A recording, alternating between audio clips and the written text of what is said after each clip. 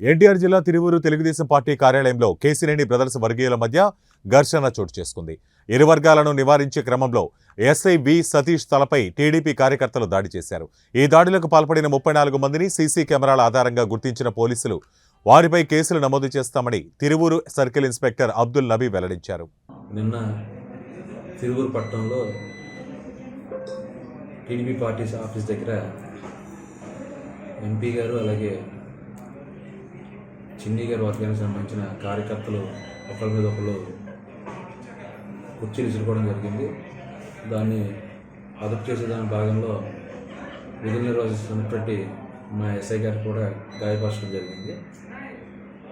ఆ విధి నిర్వహణలో ఉన్నటువంటి ఎస్ఐని గాయపరిచినందుకు గాను ఇరు వర్గాల్లో ఎవరైతే పార్టిసిపేట్ చేస్తున్నారో వాళ్ళ సుమారు 34 మంది మీద కేసు రిజిస్టర్ చేయడం జరిగింది. అలాగే ఇంకా మరికొంతమందిని సీసీ ఫుటేజ్ ఆధారంగా గుర్తించి వారి మీద చర్యలు తీసుకోబడతాయి. సుమారు ఎంతమంది అండి? ఇప్పుడు దాకా సుమారు 9 మందిని అదుపులో తీసుకుని వారిని కోర్టును ప్రొడ్యూస్ చేస్తున్నాం.